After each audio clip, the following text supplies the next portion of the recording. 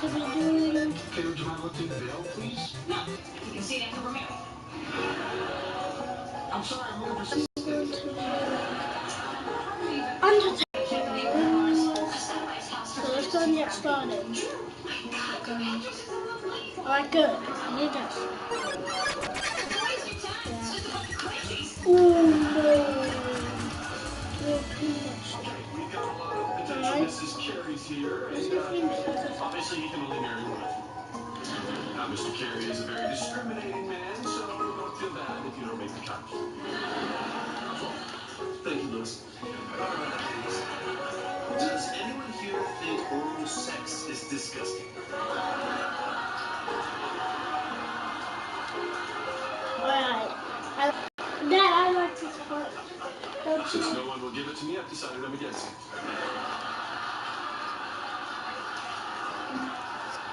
So I figured out that star is a checkpoint. Wow. Your smell identifies.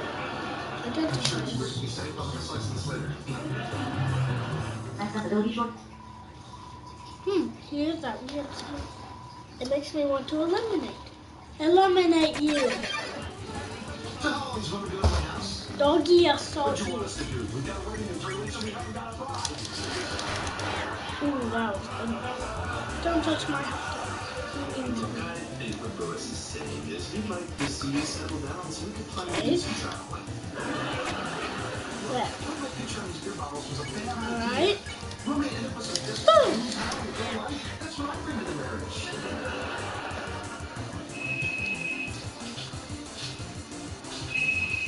How'd you gonna get it? Not now. I'm entertaining nut jobs. Hey, it's Drew. Please leave a very short message at the top. Hi, Drew. I'm not calling because you want to get married. I just thought you got to know that when you follow me, all the way down to the lower. And let's kiss. She doesn't sound like a nut job. Anyway, my mama said if you this good looking and you can't find a wife, you probably miss it. Are you finished? I love midget. No, that's my great idea to put my picture on the thing. Hey, what's your name? Lily. It's a beautiful name. So I always thought she was the prettiest monster. Monsters, a TV show. Anyway, can you hold on a second? Keep your head on the head. One of them stumble on the line. Want to get rid of her too? That's good. That's good. You know what? Let her finish imagining your different 20 bucks and tell her what the different world's gonna be. Hey, so tell me what you said. My love increased. Well, kind of embarrassing. My first time was with my high school music Okay, teacher. what to do here? Yeah, I mean, it's a little like a metronome now. Oh, hey, listen, the sun's coming. Really? Yeah. Really? Okay. Yeah, it was great talking to you too. Hey, listen, remember down in New Orleans, I'll look you up. Alright. Take care. Bye.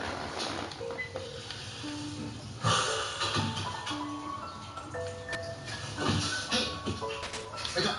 So, road trip, going to New Orleans. Alrighty. My mother thought I stopped collecting. How sad is it? Sometimes I wonder what he would do without such a cool guy taking care of him. When I was growing up, my mom told us all You. street houses. How do I say this? You were taking a long time, so I arrived so I decided to improve this photo. I got residents now to look more like my face. Unfortunately, this is my first is now the solution is different. And as usual, my lazy brother is nowhere. I suppose what I am saying is, we're not human. I, the great papyrus. This is the last event on Sunday night at Conscious Life Expo. Everybody yell, scream, and raise your arm. I'll try not to do that. You can do better. Come on, live stream.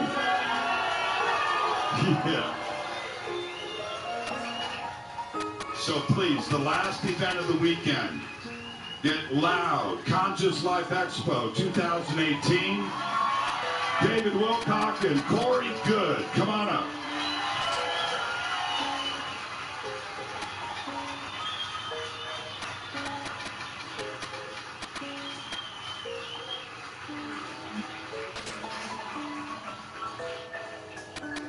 So let's just open this up now, Corey, and I'm going to hand you the remote in just a second. When you started to have these beings appear in front of you, neither of us had any idea at the time that this was related to anything Egyptian, right? No way. And it was really, really crazy because I'm sure most of you are familiar with the story, but Corey gets brought back up into this alleged secret space program, a base on the moon that our government apparently has built. And again, I'm doing this as like a two-part thing, so if you saw the Emery Smith talk last night, it's really essential. Thank you. It's pretty essential that you see both. So now I am going to hand the remote to Corey, and this is our grand update that brings it right up to the present of everything that he has been working on. Totally amazing. So Corey, take it away. Thank you.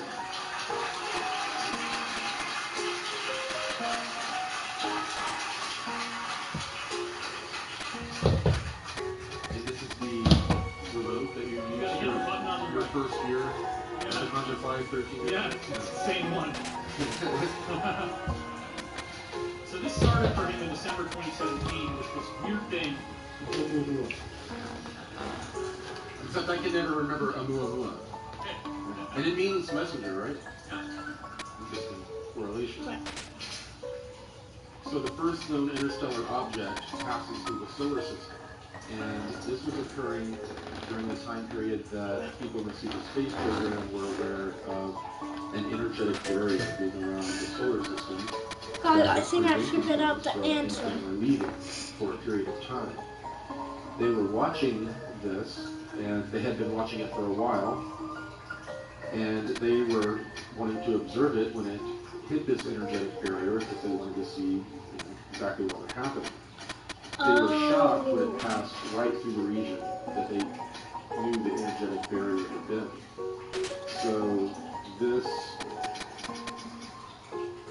meteor, I guess that they were calling it, was sort of I guess it was a messenger to let them know that the solar system, that they could now pass through the barrier.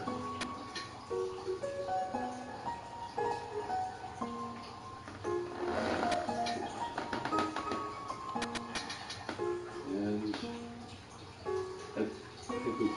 Yeah, hit it again. We'll get that word. Oh, okay, I thought this was the end.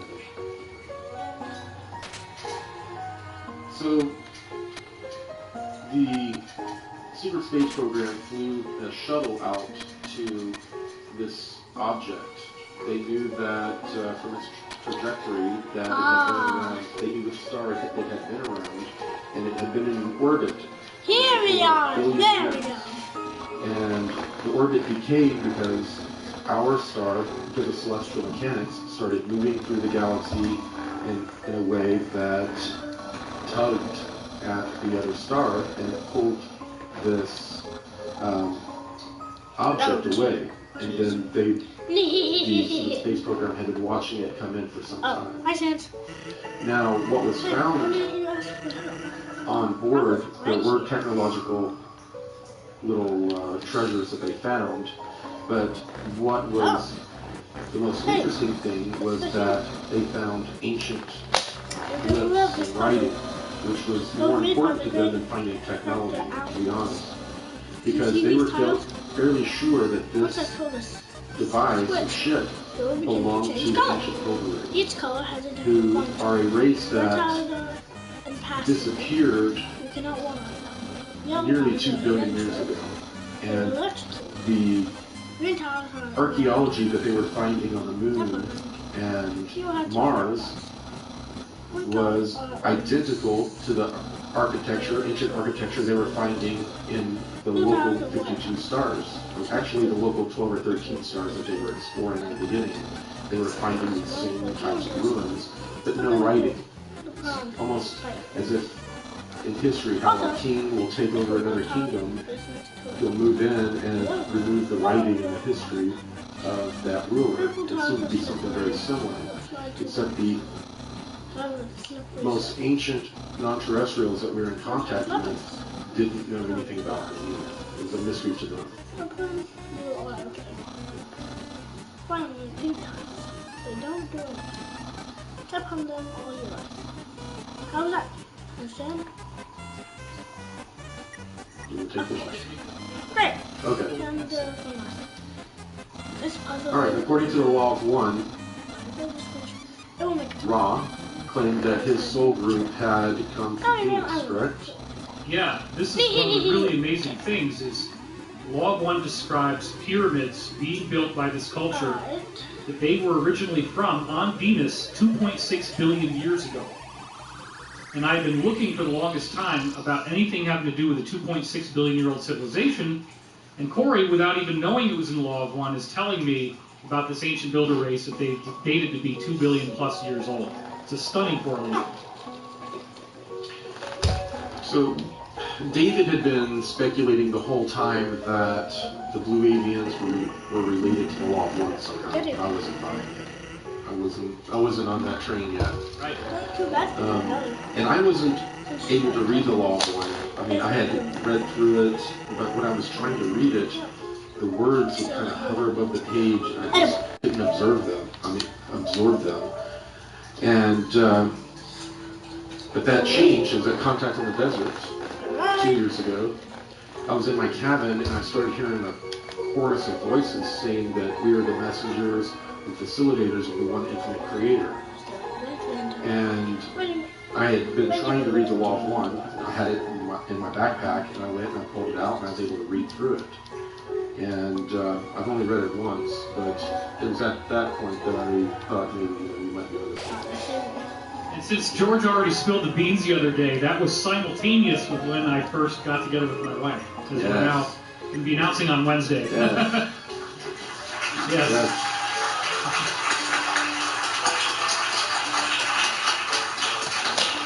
Yeah, I was there to observe that entire magical union. That was beautiful. And we'll do more on that when we get on radio and talk about that. So let's see.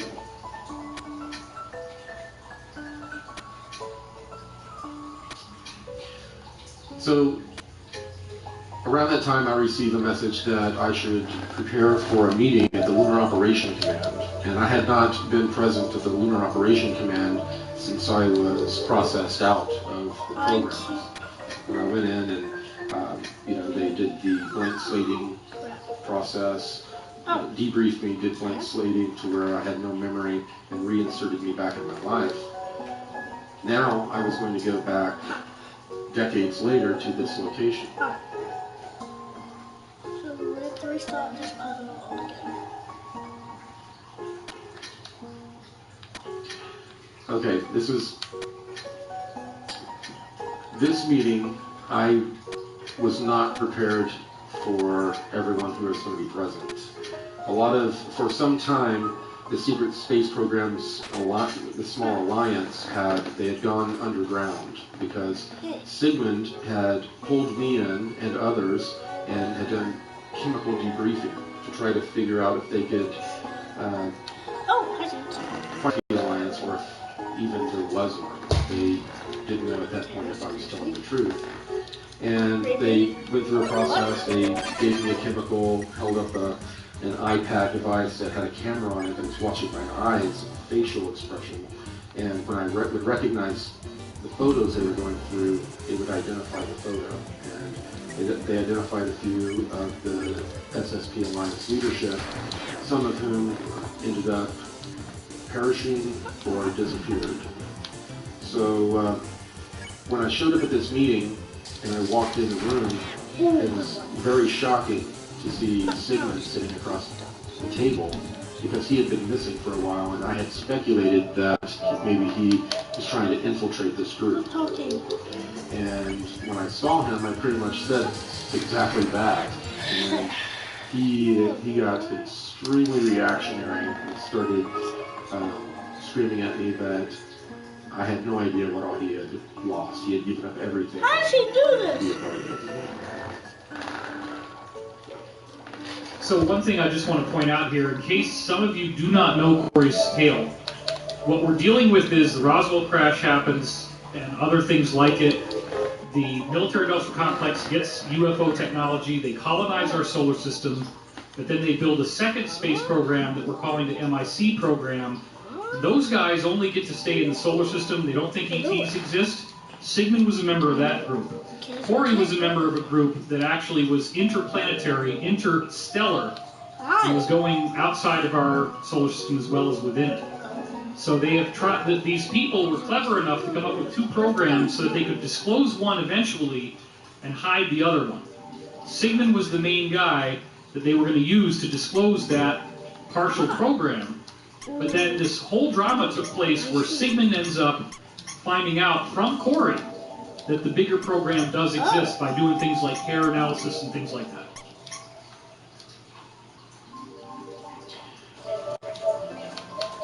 So I was told to go to a specified location at a certain time, and I was going to be picked up by the same type of craft that was picking me up before, a triangular craft that fit 2 people in the front, the crew, and then had 3 seats in the back for passengers.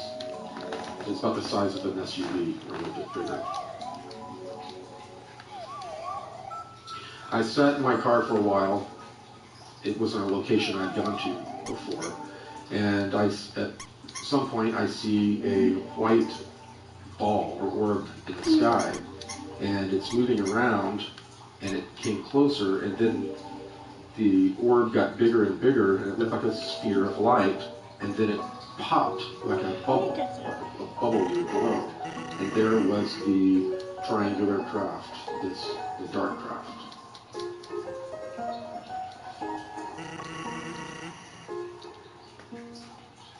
So I was picked up, and very quickly we were at the moon. The moon went from being, real small to it grew real quickly, and then we were not far from the surface.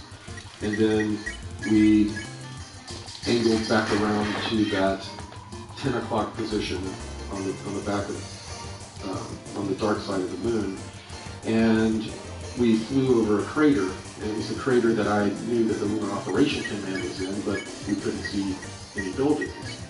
It had the technological masking up that created a kind of a mirage effect, and that mirage effect somehow reflected back. I don't know exactly how it worked, but it prevented you from seeing the Lunar Operation Command. So back when I first saw the Lunar Operation Command and served in the 20 back program, the Lunar Operation Command looked like a swastika because it was a part of a Nazi space program from the 30s and 40s. So they had built it out to break up the look of the swastika, which made a lot of the people that served there more comfortable. And then there was also a hole basically a hole in the middle of the crater that went down into like a cavern area. And what is explained to me later on, what had happened is that when meteors hit the moon, at some point the moon pushes back, and the energy goes this way, and it compresses, I guess we'll call it the crust of the moon, and then it expands again, leaving cracks and rifts. And also, the energy would melt it and turn it into lava. And that's where they would get these huge lava tubes because of the lack of pressure and gravity. And in those tubes, they were building out more of the Lunar Operation Command. And when we flew into that hole, you see the part of the base that is below ground, I guess you'll say. And it's the part I've described as a bell, kind of a bell shape, where craft go in and out. We have a cool animation that's going to play here, and I just set it so Corey will now be able to see what you guys see. Right, we're good. Just hit I think you have to hit it. I think you have to hit it again. It wasn't that cool. Why do I want to fight this monster? There we go. More work of Renee right there. Bark, bark. Bad dog. Crap, bark, bark, bark, bark. You want to bark, bark? Take my dog, bark. Ha. And yes, that's approximately what it looks like. I guess you can see there, down at the bottom, the size of the dark craft as it flew down through the hole at the top. And there were two bays, one above the other. One was an entrance bay, one was an exit bay. When you fly in, there are these the areas where they landed the craft. The pilots got out, and then the ground crew came out and just pushed it. It was floating above the ground, just pushed it into a conveyor system that then moved it and placed it in a designated spot. I'm out to do it. And of course, I was greeted by Gonzalez, and he showed up wearing the Air Force dress blues. And this is after pretty much everyone, especially in the programs, knew that he had been presenting himself as Lieutenant Colonel Gonzalez. And then I found out when he was outed that he was a lieutenant commander in the Navy. But he was pretending to be Air Force.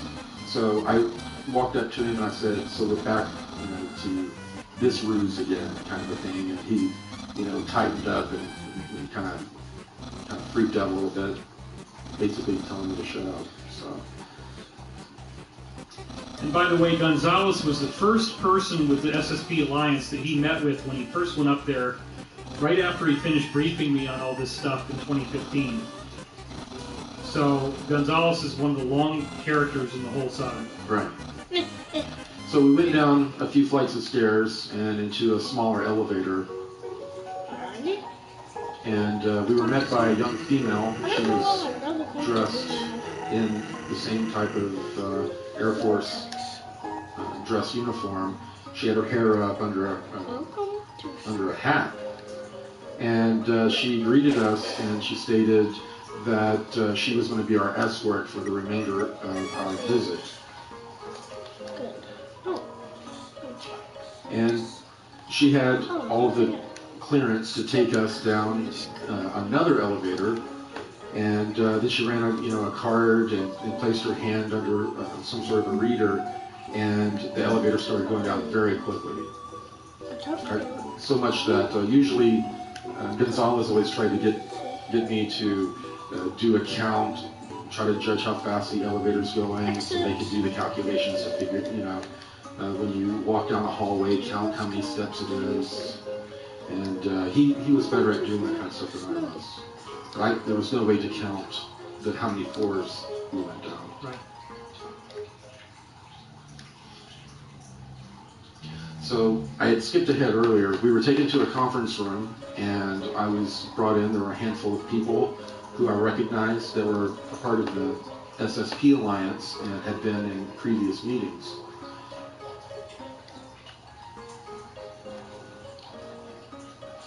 And of course, this is an image that we had our graphic novel artist do for us, and this is very close to what Sigmund looks like. He has, interestingly enough, the guy I grew up with had a scar on his cheek from a water skiing accident, and he had almost exactly the same scar on his cheekbone.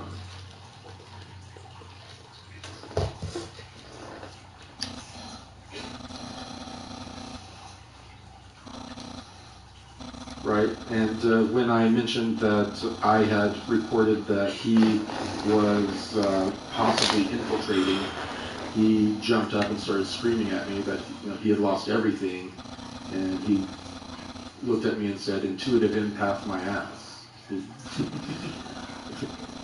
Which had been Corey's job description when he was in the space program. So Lois then gave a detailed and classified report about his series of meetings and work with other beings through this Mayan group. And it was pretty interesting. It mostly had to do with them doing their psychological and spiritual healing on a lot of traumatized beings.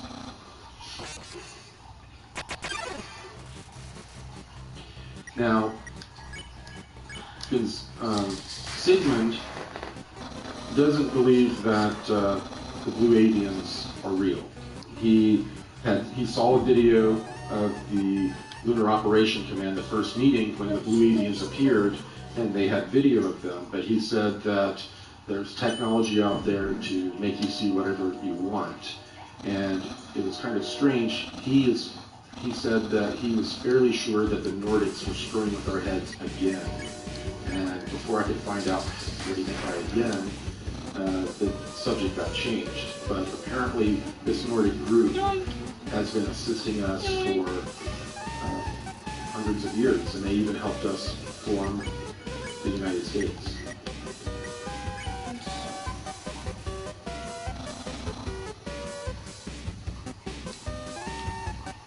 And of course, I gave a briefing of the meetings that I had had with the Anshar at the Super Federation and at the Council at Saturn. And I ended up spending 3 days with the Anshar in their city with Ari's family. And that was quite a report too.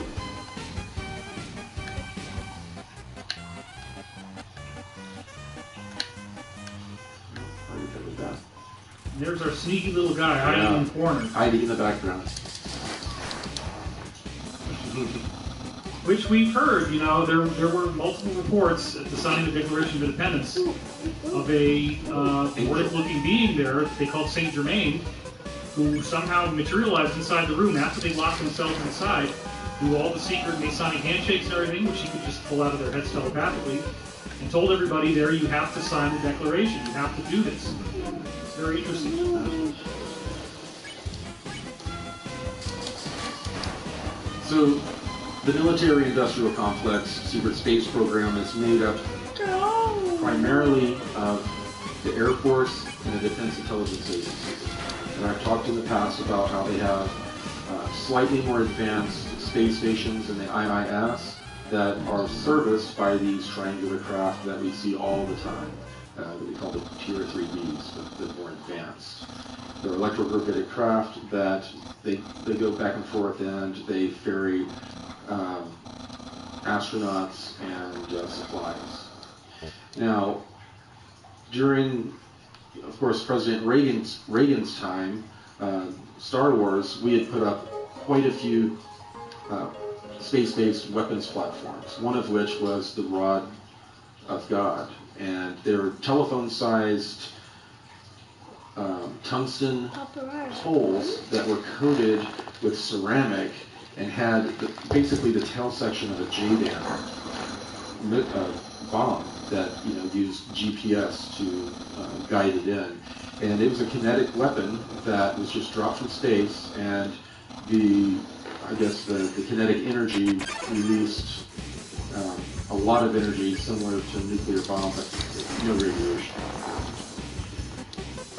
What is being discussed is that the United States wants to declassify this secret space program out of a place of strength. And doing so, they planned on using some of these space-based weapons and exotic craft to take out North Korea. So, which is trying to nuke us. So I know a lot of people have been upset about that, and we've talked about this, but there really are elements of the cabal using this as a proxy state. That warning that we heard about in Hawaii might not have just been a warning.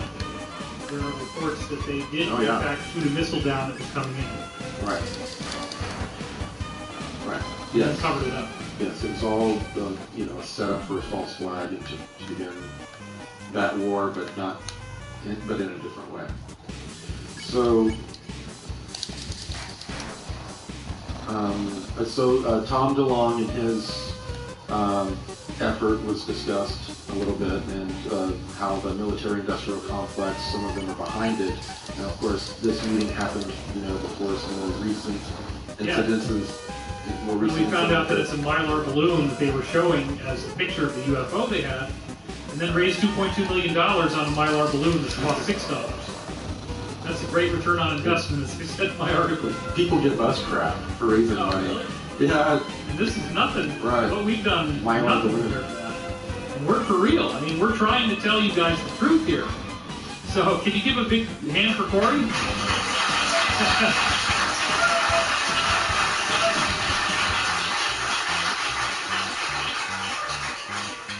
At the time, what I was told is that DeLong's effort was being backed by the Air Force space program, and that they wanted to use this possibly as an avenue of disclosure, but they did not want to go to the UFO community because the UFO community, they thought, had lost its legitimacy, that we were all, infighting, and we have all of our, issues, which is true to a certain extent. Yeah, there's a lot of that. And they didn't, they said that they didn't want to associate,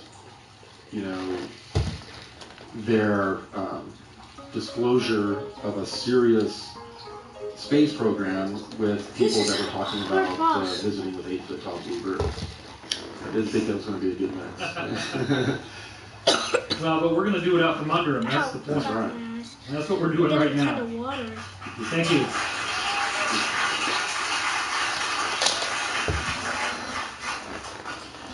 Sigmund himself said that he had helped infiltrate and pull disinformation operations in ufology back when he was a part of this program. It was a part of hiding the secret space program by making everyone think that it was aliens, or speculating it was aliens. So they helped create, I guess, the giggle factor with talking about aliens by some of their manipulations. But, they said that we had also been infiltrated by an Illuminati order that was trying to bring their alien god religion to us, so that we would adopt it at a certain point very readily after they started disclosing things like Antarctica, that there was an ancient civilization there, and there was some in the ocean, and they were going to disclose that, hey, we're related to these people, so we have a divine right of kings. It was all, it was all supposed to play in together.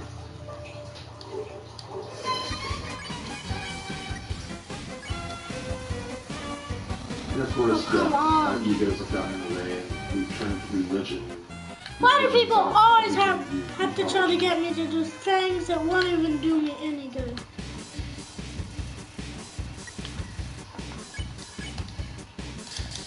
One of my friends at daycare, he told me the same very thing.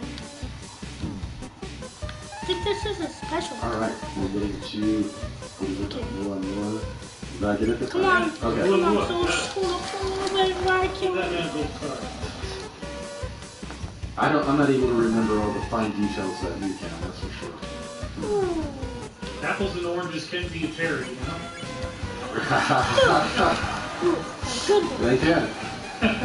So, Sigmund stood up and he was very proud, and he said, I've got a treat for the both of you, and lowered a screen that was in the smart glass pack, a larger one, and immediately he started showing video that at first showed flight telemetry that went displayed very quickly, and then it went to you hear audio, and it sounded like an old NASA transmission, a canned transmission. You could hear an audible beep every once in a while, and then they were discussing matching the spin of the target, and then counting down. Then they were counting the altitude, and then mark when they landed. Right? That was pretty cool, because they had launched a drone out of the craft, the shuttle they were in, and it caught video of them coming in and matching the spin. It was a slow, very slow spin that the craft was in, and it matched. Looks like we need to go back and fight him again. Already discussed that. Okay. So just the thing about the outer barrier real quick. I guess in 2013, right, that the outer barrier formed? Right. Or no, it was 20... No, it was after that. It was 2015. 15. Yeah. 2014, end of 2014, that's what it was. And it says, still it says Gonzalez, but it should be Sigmund. Oh, that's right. Right. Yeah. Sigmund said that he led an expedition to a craft, and they wanted to find out who it belonged to. And he said, wait till you find out, hear what we found. And then after the docking, you see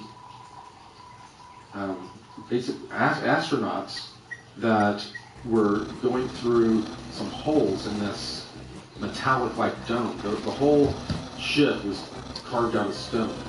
It was probably a meteor that had been cleaned up, hollowed out, and then built out on the inside. And there was a dome on top that was kind of a crystalline. It was kind of crystalline, but it was hard like metal. And it was shattered. It had holes in it from many, many collisions over eons of time.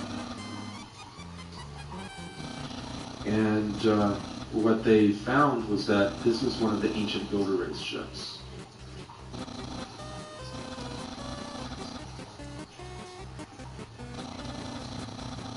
Is this the animation? Is it native? Yep. No, it's native. So this is sort of a mock-up of what we were able to see. And the dome was about a third of the way down what I perceived as the front.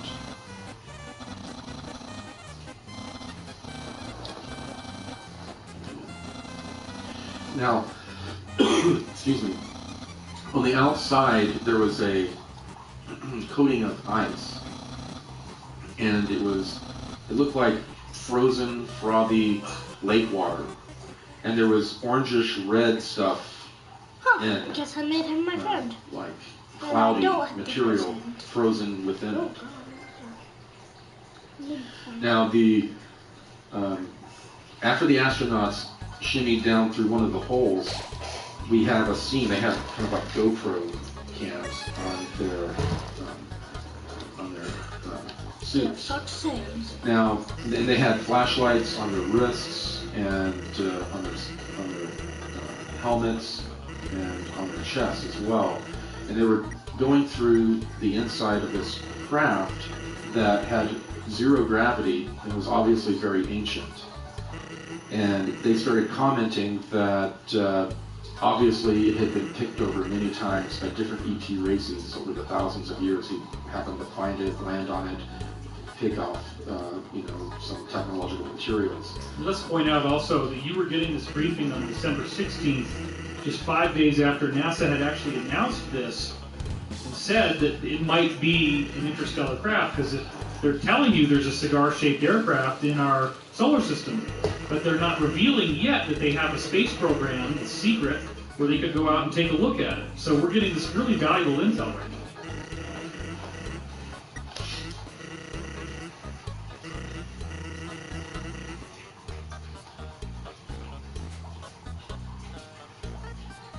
So there were a lot of panels removed from the walls, empty cabinets. It had obviously been stripped.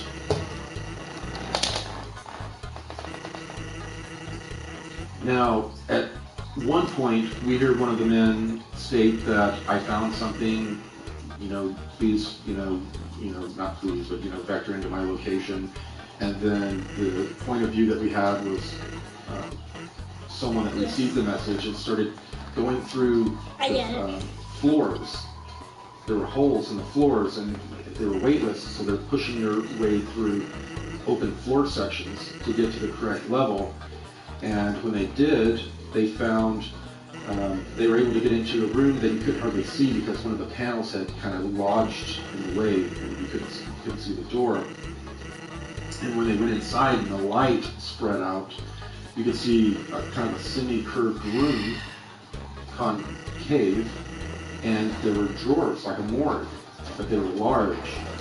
And they had already pulled 2 of them open, and there were old dead bodies on these tables that came out. And one of them looked kind of like a pterodactyl. It was bird-like, and it was very light blue, almost white, and obviously had been in there a long time. The other one they pulled out, at first I thought was a type of mammal, but when we looked closer, it was obviously it had been some sort of an aquatic being. It had kind of a short torso, but its arms and legs were like tentacles. No bones, they were just like tentacles. And at the end of the leg tentacles and arm tentacles were 3 more tentacle extensions. Very similar to the triangle. Yeah, this is one of those weird things where, in case you guys haven't seen where this is going, the craft that he goes into appears to be an original remnant of the Ra civilization, of the civilization that 2.6 billion years ago originated on Venus, conquered several, or colonized at least, several neighboring stars, and now is the Blue Avian race. And all of their records have been wiped out, but what we're seeing is, finally, we have a craft where the handwriting wasn't scratched off. He's going to get to that in a minute, allowing us to analyze what it says. And this is so profound because now we're coming up to this big solar clash, this idea of ascension, which the Pyramid Timeline talks about, which the Blue Avians have been talking about. All of this stuff is interrelated. It's like the ancient past, the beginning of how this all started, the people that are contacting Corey now, we're now getting to see their technology in a way we never have before, including the bodies. And so this tentacly being looks a lot like the Golden Triangle Head being that Corey saw when he was at the LOC for the first time. So that's probably the same being, but you know, many, many, many millions of years more evolved in the future. Right. So one of them was still pulling open the drawers, looking, and there were other bodies in, but I didn't get a good look at them. The one camera was focused on them trying to retrieve the bodies, and they had these big bags, orange bags, that they were trying to put the body in. And the minute they touched it, it basically broke up into tiny little pieces and like freeze-dried. And so pieces started going everywhere because there was zero gravity, and the light was reflecting off of each little particle in the camera shot. So the next thing you see is a guy, you can't see for a few minutes because it's everywhere, and then you see a guy using one of the panels from the wall as like a spatula trying to scrape the being off of the table that it was stuck to. They got it out in chunks and put it in the bags, but they retrieved the bodies, and they were going, I hadn't heard any results, but they were going to cross-reference the genetic material, organic material found in the ice sludge with that of the freeze-dried bodies to see if, make sure they were the former crew.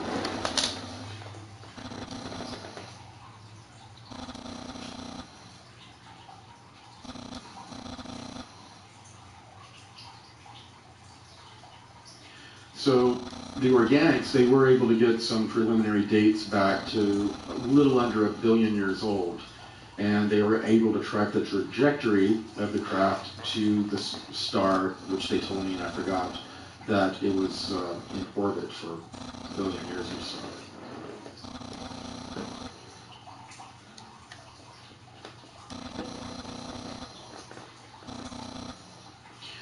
So another part of the expedition called out that they had found something interesting, and once again the camera goes through different floors, and you end up in a kind of a different looking area where this the floor and ceiling is a little bit higher, a little bit more of a distance between them, and on every wall, every ceiling, and every floor are all of these glyphs, and some of them are real wispy and stylized. And they said that that was a hyperdimensional mathematics and language that was mixed. You couldn't separate their math from their language, but and they weren't quite able to fully figure out, you know, the translations. But the others, the second type of glyphs were dashes, smaller dashes, dots, and it was almost like a computer language type language. And they stated that they had found similar writing on Earth and on planets, on excavations they'd done to other planets, and they were able to start deciphering the writings on the walls, which was more exciting to them than if they had found technology. So, I mean, right now they are finding out quite a lot about the ancient builder race, and I can't wait to go to that. Well, and just the gadgets that we're going to be able to pull out of this ship also could be really amazing. Right, but there wasn't a whole lot. It was mostly picked over. But this is the first time we had any type of writing or glyphs from the ancient builder race.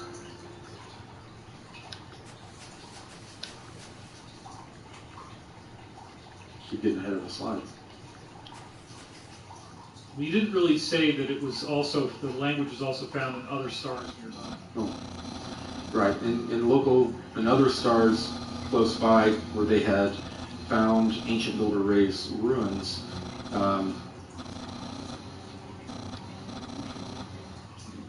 they had found, I guess, later civilizations that had writings that were similar. It was not exactly the same, but afterward they had a Rosetta Stone. Now, at the end of this, Sigmund told me that we were going to go on a tour of the LOC Bravo. Now, one of the things I've kept quiet over the years is that there's not just one Lunar Operation Command, there's three. There's LOC Alpha, Bravo, and Charlie. I've, at this point, had really only been to Alpha, and that's the one I described to you that looked like the swastika. The others were mostly below ground.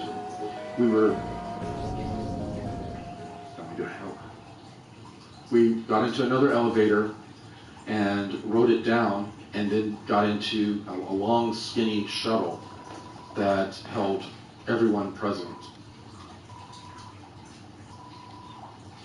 We came out in another large cavern on the other side of that bell-shaped area that I had showed you, and we began flying close to, it was inside a lava tube, traveling. It was on the other side of the moon, and we were traveling, basically, if you're looking at the moon, if you look back around at the 10 o'clock position, we had gone into the inside of the moon through the crack that I had talked about, the hole. But now we were traveling along this way, along the curvature of the moon, coming more towards the front of the moon.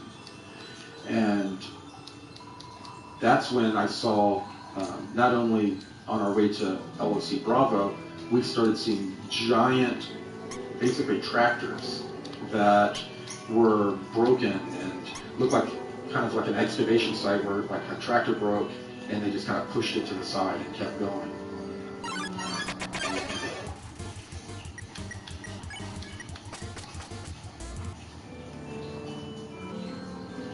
So it was a small facility on the ground. There was sort of another hole similar to what we flew into, but more oval, and then there were radiating out more buildings that looked more like what you would see depicted as on the surface of the moon, kind of, curved, long, elongated buildings that looked like they were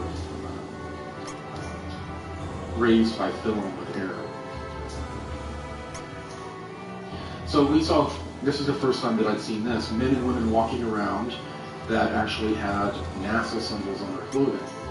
Until this point, I didn't think NASA was really aware of everything that was going on in the Lunar Operation Command, but at some level they were involved because these people were there studying ancient ruins.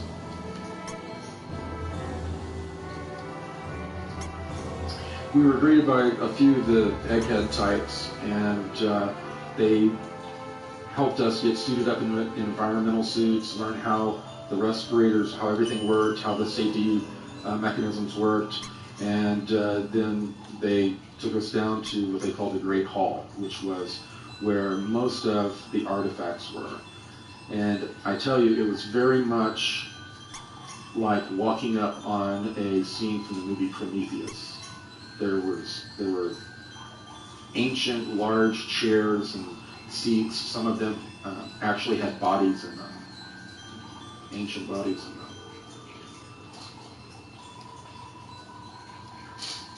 And the PhD, it was interesting, he was sitting there and Sigmund was trying to be in the limelight as much as he could. The guy stated that soon I will be given the same tour to a major television network. And he said, won't that do something? But until now, you are getting the tour and you have to keep the bulk of it secret. And it was a 5-hour tour.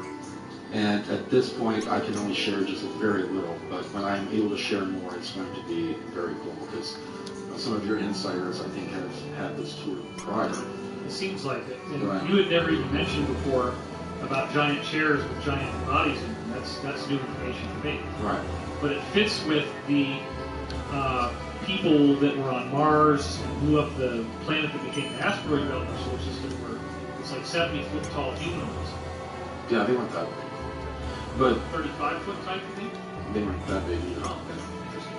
But yeah, I can't make that specific yet. But See, I'm trying though. I got it in front of an audience. He does. He tries. And all along the floor, as if it was almost like a part of a track at some period, were shattered what looked like I-beams that were made of that crystalline metallic material. Right, and if you've seen a lot of the other videos I've done on YouTube, you'll know that there are all these different domes and obelisks and cool structures of this crystalline material that we found all over our solar system, on the moon, and all different places. And these huge tunnels went off in all these different directions, lava-type tubes, and all along them were artifacts. Mostly random things that would be used in building, nothing really exciting. Well, I guess that's pretty exciting, but no real eye candy other than that. And then I was talking with Gonzalez, and I asked him if you ever seen anything like this, and I was told you have been here before, you just don't remember. And apparently in my third 20 and back, the one that I have very little memory of, I was helping expeditionary teams go through and catalog everything they were finding. I have no memory of it. And for those who don't know, we have actually multiple insiders who talked about this, the idea that there is a program where they will take you out to work for 20 years in space. They have time travel capability, which they got from extraterrestrials. They bring you back to the time you left, and they age regress your body. So you get dialed back to the age you were when you left. Then they block out that 20 years of your memory as much as they can and try to splice it together so you don't remember leaving. So apparently some people are having this happen to them, and Corey is one of the very few who, like 3%, I think, 3 to 5%, that actually get total recall where they remember what they did. So he's had 3 of these 20 and back tours, which technically makes you like 106 years old. Yeah. But officially I turned 48 here in a couple weeks. Right. Okay, so I went on a tour that I had apparently been on prior. You're right, that we didn't even talk about this recently on Cosmic. We were taken on a small train system, a very small train system, that looked like it was built for tours. I mean, it was obviously built to take you around different areas. It's very cool. The tracks went all around these different structures that had been just shadowed by some sort of a concussion wave. And at the end of the tour, we went back. We were allowed to shower because we were just soaking wet from wearing the environmental suits.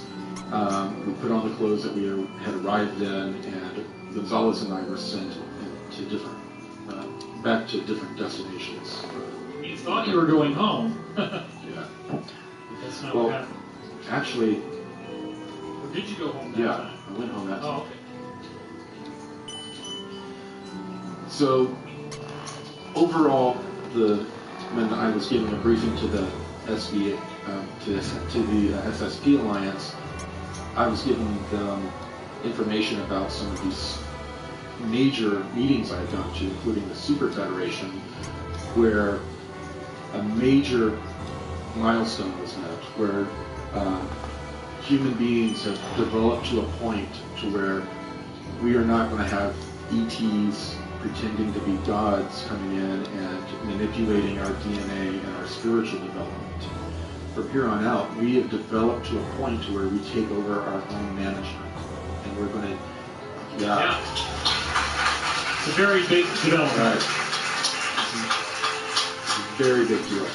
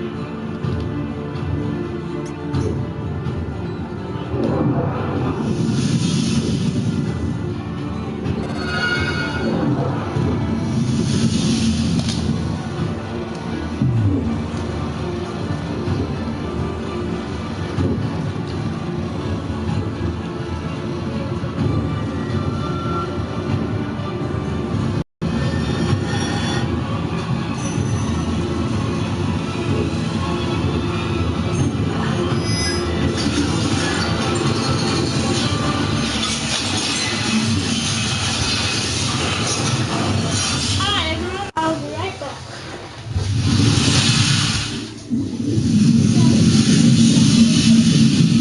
Put your hands together and give a warm and wonderful Conscious Life Expo welcome to David Wilcox and Corey.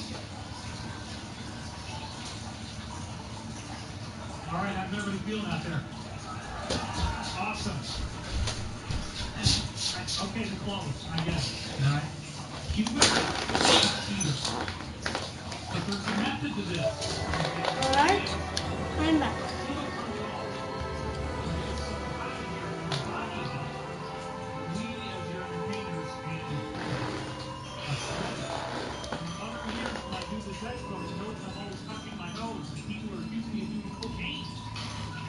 What I'm trying to tell you is if you think it's hot down there, I got 6 feet more of heat that goes by. Why was I even wearing my hair?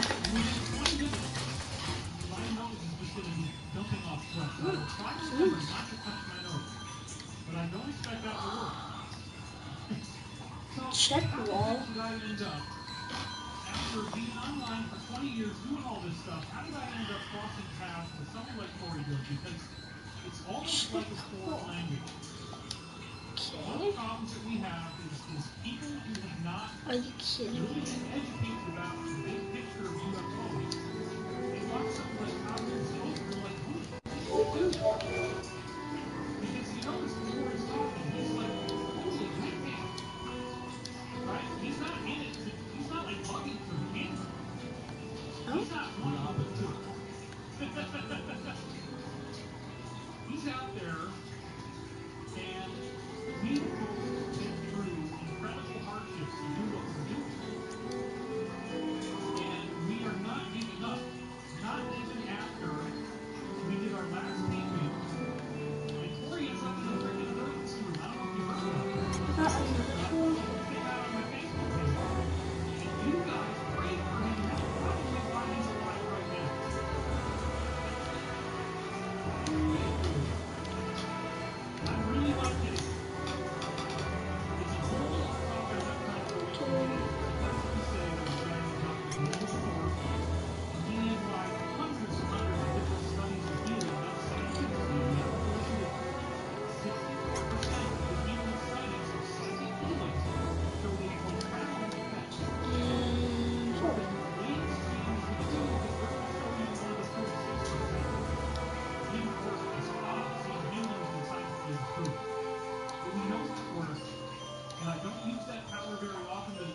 like that, I absolutely said this is it. If there was ever a time to marshal the crowdfunding of you, okay?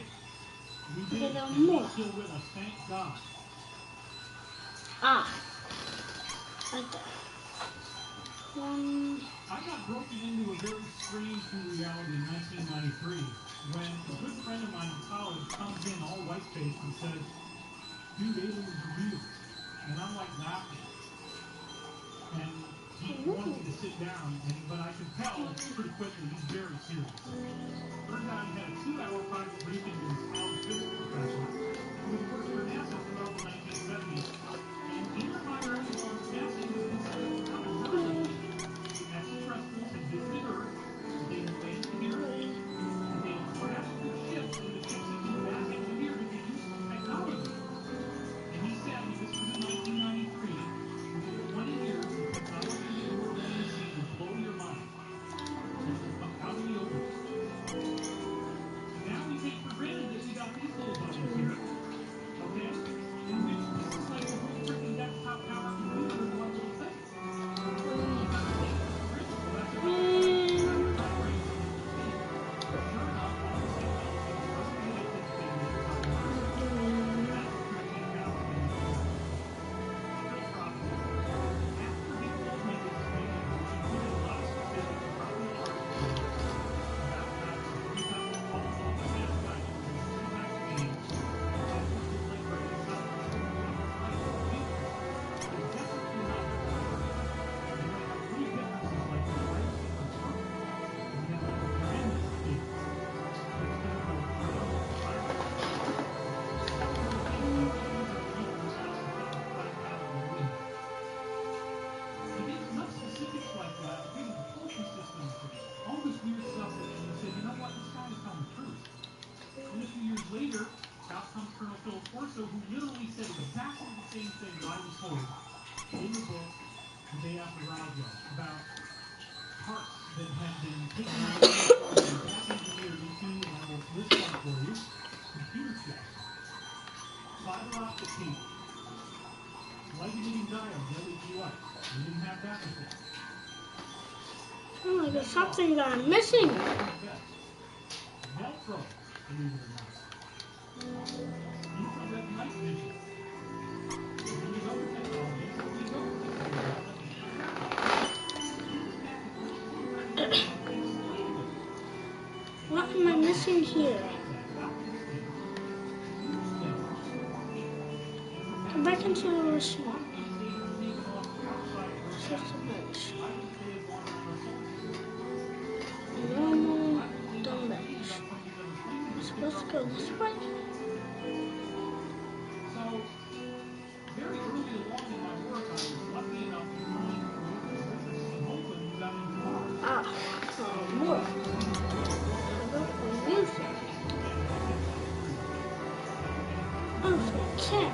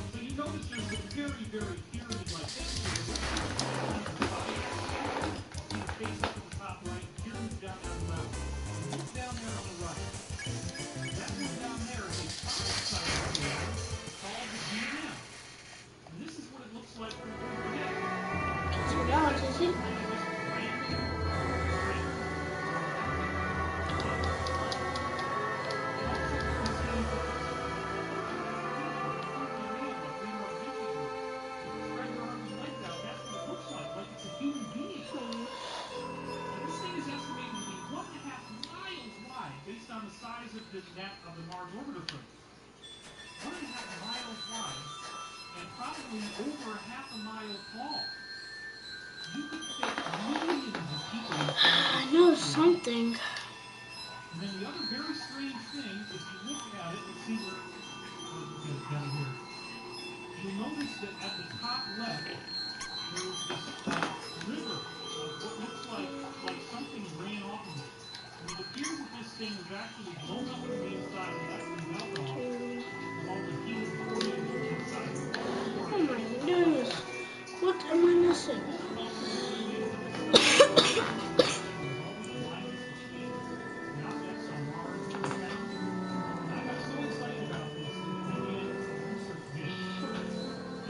I need to get my ham.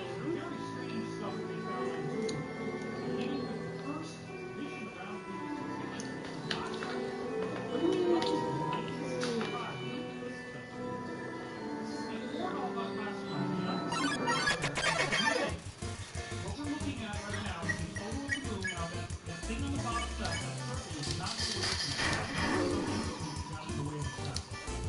Look down at the bottom right corner of the picture. Zoom on it a little bit now. Can't really see it, but we'll zoom again.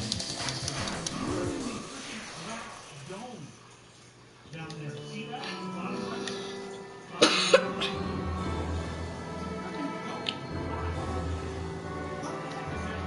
What am I missing? Oh my god.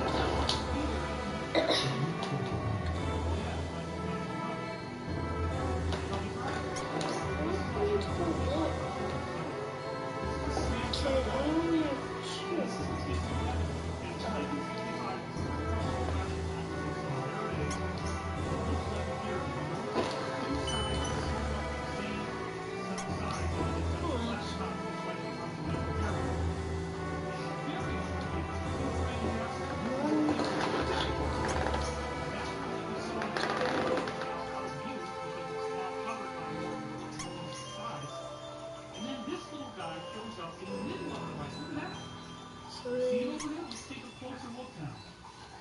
Oh my God.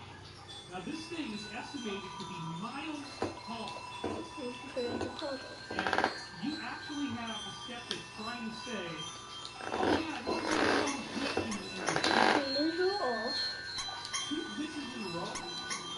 One that looks like a pyramid of What's glass, that? one that looks like a tower, you tell me that's a glitch? How is this thing 50 miles above the surface? What? Now, but these are the only examples at the time, but then we have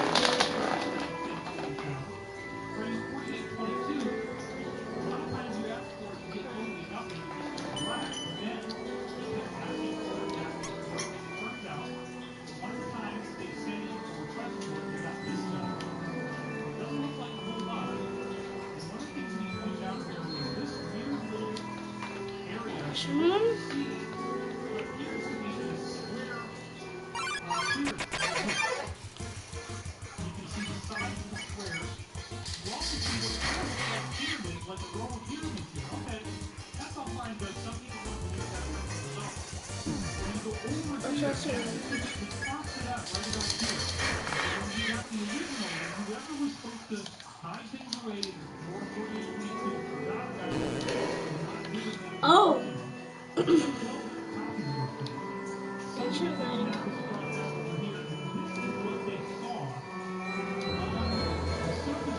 Why does this need to talk to this?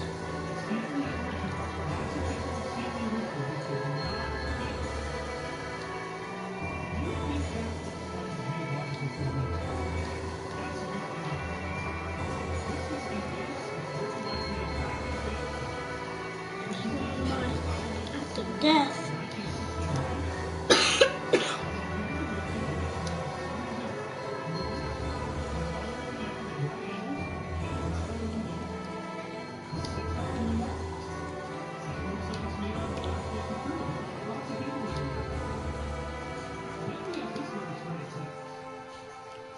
This is an example of photos that the engineer Ken Johnson was told to destroy his Love you, Dad.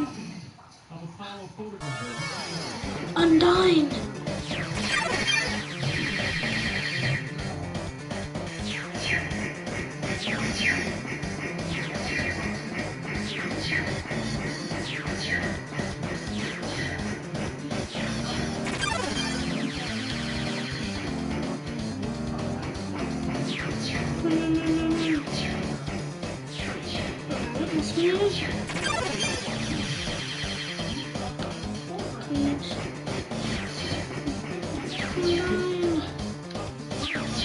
Is he still here?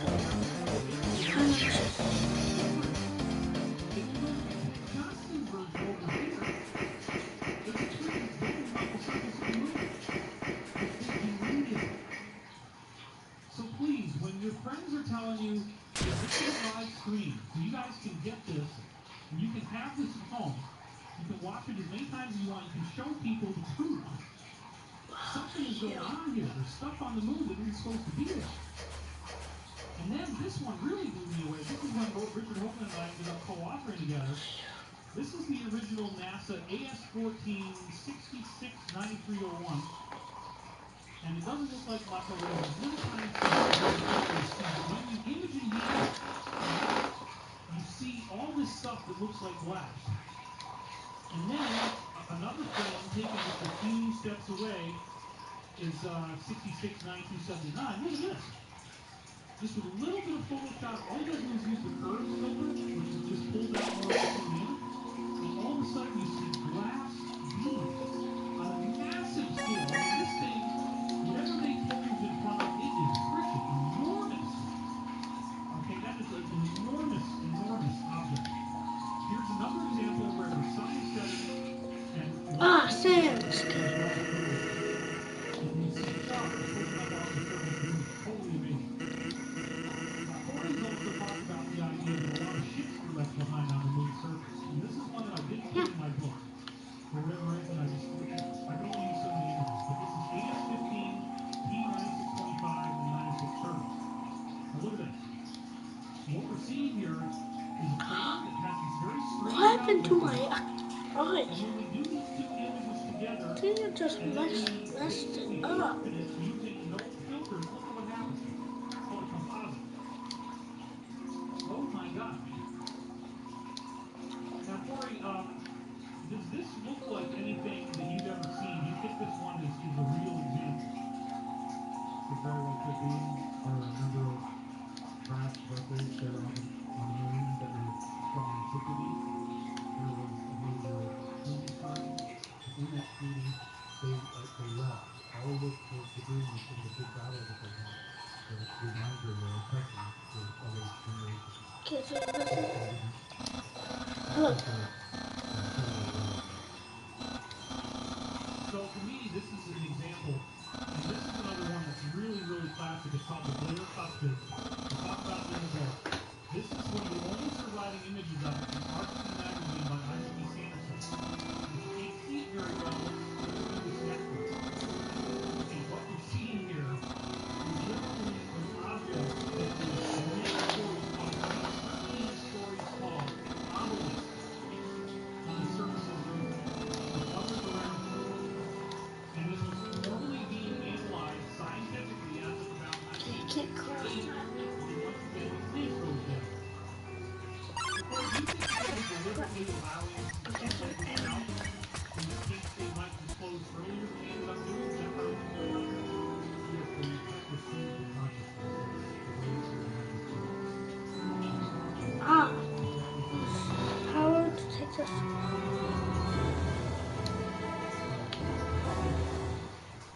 So, yes, to set things up, that everything's planned out hundreds of years. And it's just a part of their limited disclosure.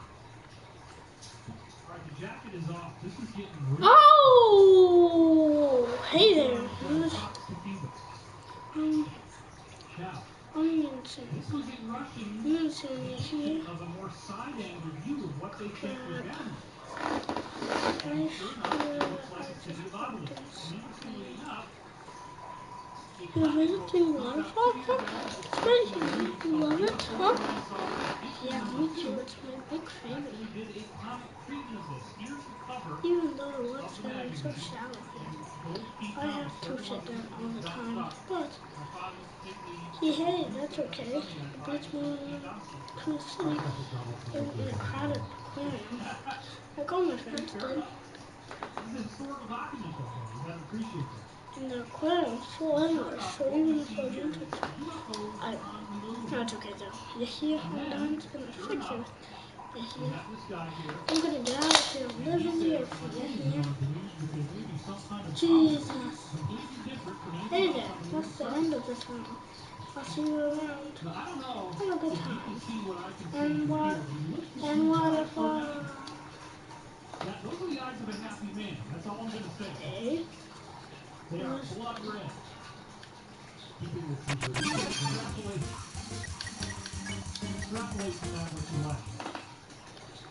be as baked as a cake. I wouldn't make it easy for you. Yeah, a It bunch of wasn't legal signs. back then either. But there's the obelisk in 1970 comic books.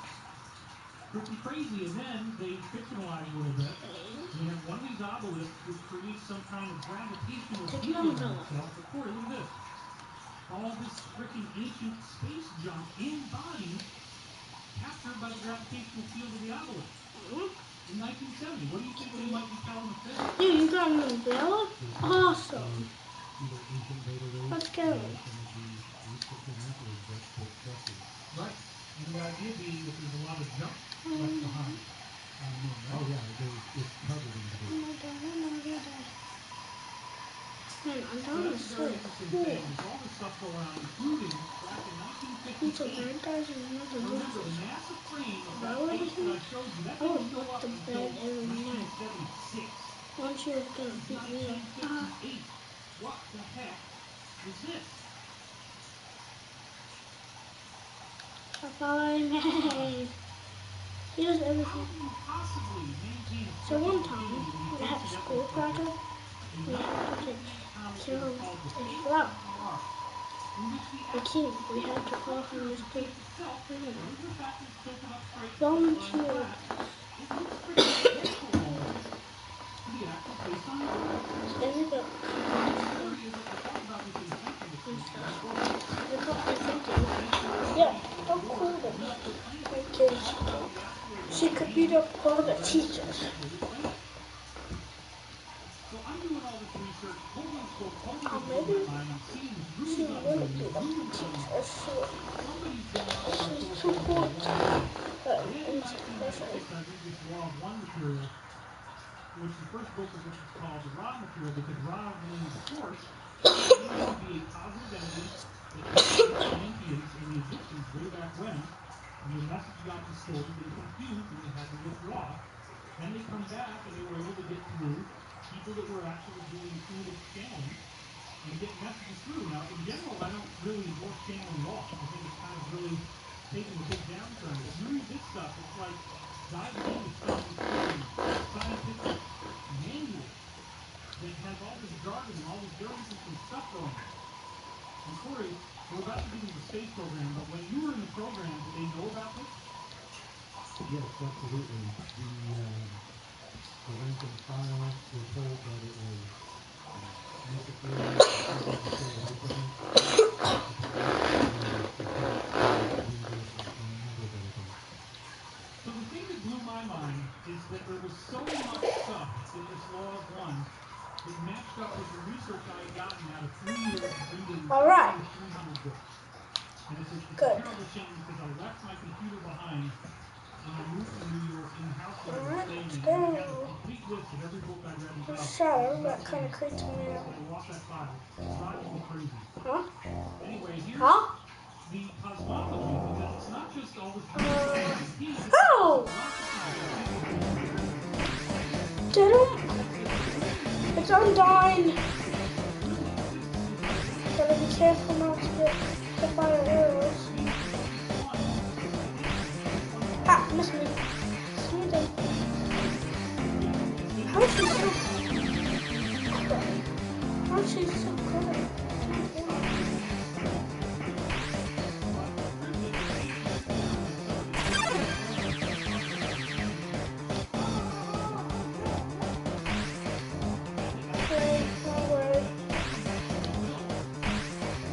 So we're getting faster every time I go the right way. If I go the wrong way, slower.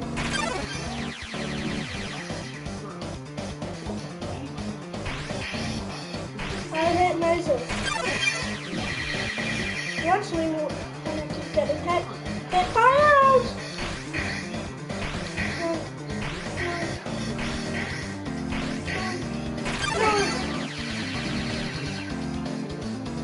There's like nothing there to do.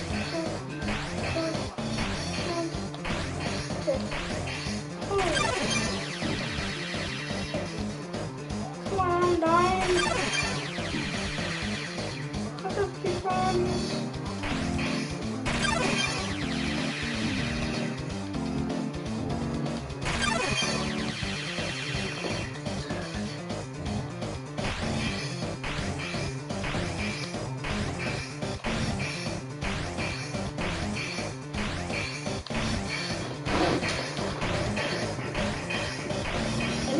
Okay.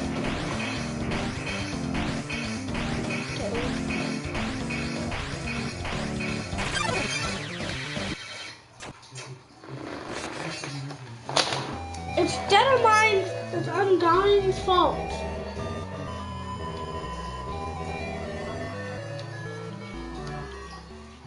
So, as you just said, there's mine facilities and they have a living quarters fairly nearby.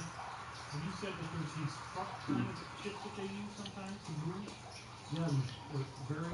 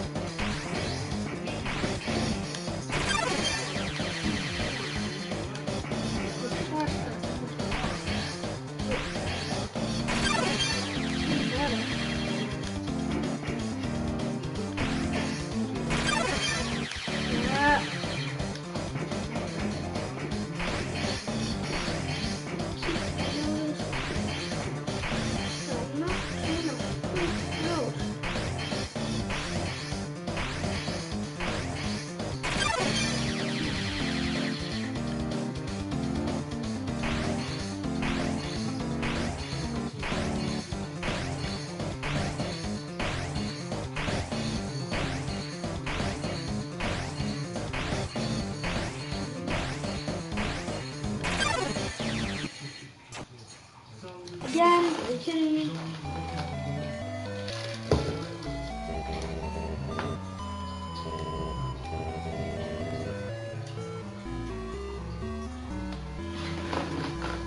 Love you, I will be right back.